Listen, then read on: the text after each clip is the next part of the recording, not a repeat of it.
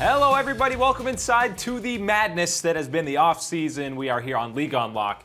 Eric and Mark with you guys, and man, what a start to free agency. We got role swaps going on, teams switching teams, players switching regions, of course. You get it all in day one. It felt so bad because we had just finished wrapping up our episode yesterday. When I get on my way home, and all I see are messages about the craziness going on, some swaps happening.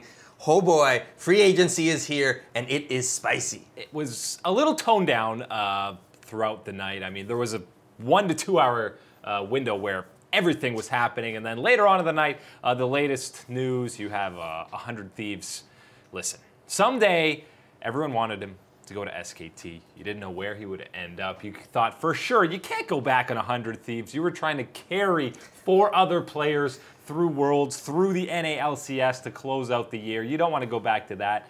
Turns out he does. I don't know what Nadeshot said to him, but he's back on 100 Thieves. This is kind of like those situations where you just have a game where it's you just hard carrying the whole time. And at the end of the game, what makes it all worth it is that you see those 4 notifications at the bottom that all 4 of your teammates honored you. That must be what Ssumday's going for here, because that seems to be all that I can think of for the 100 Thieves to offer him right now, given what we've seen from him as far as his performance for the 100 Thieves.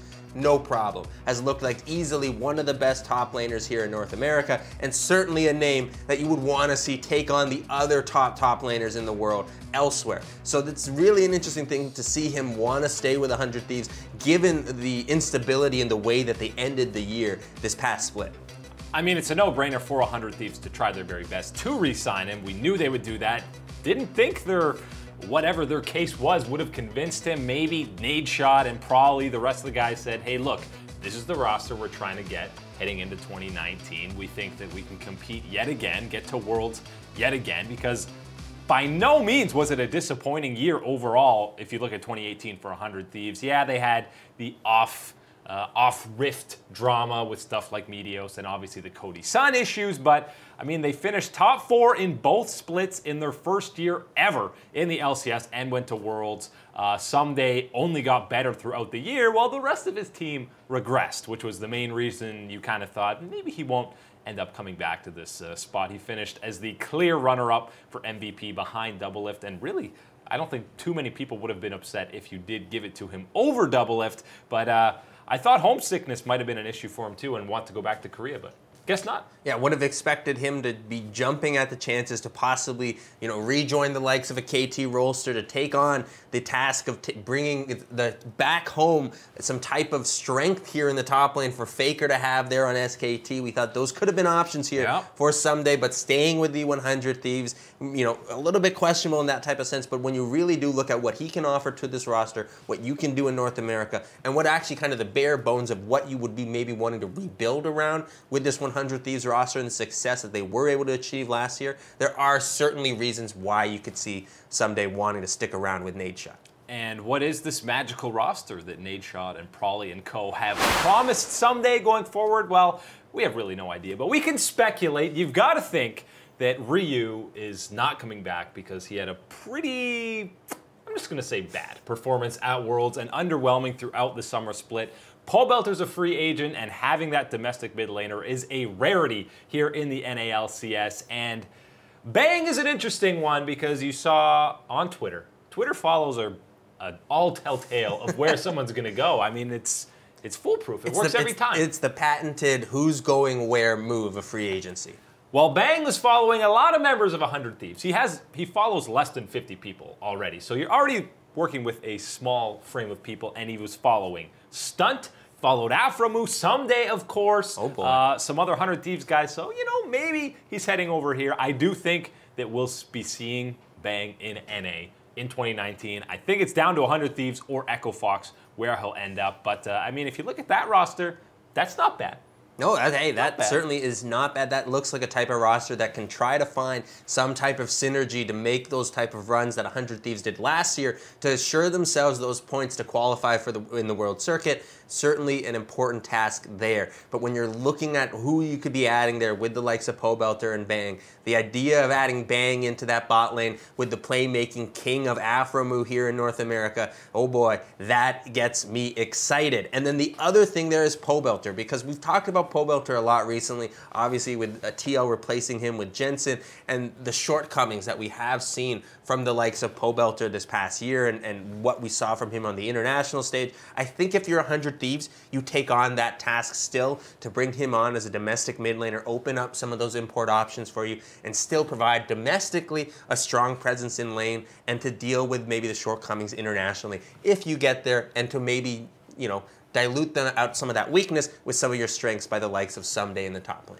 And having Anda still in that projected lineup that we have there is something that's interesting. Obviously, if Bang's coming in, you're using up your other import slot. Maybe they keep a domestic AD carry. There's pretty much no chance Cody's son is staying, even though his contract is through to 2019. Can't see him staying there after the debacle of how his entire situation ended off. But if they do keep Anda, then, you know, he'll have a lot of pressure on him on a lineup like that. If they decide to not import an AD carry, then maybe it's Levi who's going to start in that jungle. And that's a guy that has just basically fallen under the radar. When 100 Thieves initially brought him on that academy roster, everyone was super hyped. They were ready for this guy to demolish North America. We know that he wanted, this video is amazing, by the way.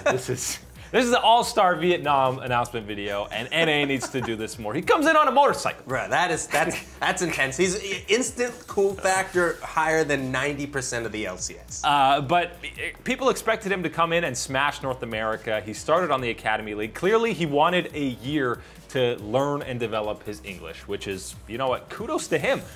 We've seen how important that is for a team. Well, he's been here for a year now, and I'm not so sure that 100 Thieves are going to even reap the rewards of having him for a year. I don't think 100 Thieves will, but I can tell you what, someone is certainly going to reap the rewards of having this guy here, and not only having him here, but a whole year under Levi's belt of improving his English and his communication skills that will be obviously so vital with his teammates here in North America. And I think that hey, somebody does need to pick up Levi here, because it is going to be an absolute game changer for your roster if you can pick him up. And it's kind of slim pickings for junglers, though, in other LCS squads. Obviously, we need to see how the rest of the offseason plays out and where people are heading. TSM right now only has one jungler. I will say Levi didn't look great in the Academy League, but maybe when he's there with a stronger team around him, he'll look a lot better. But I still think I would love to see him in the LCS, and I think plenty of teams would be happy to pick him up. But I'm just not sure what 100 Thieves were doing or thinking when they got him. Yeah, I'm not sure what 100 Thieves thinks of it now, especially given the performances that Anda has provided for them,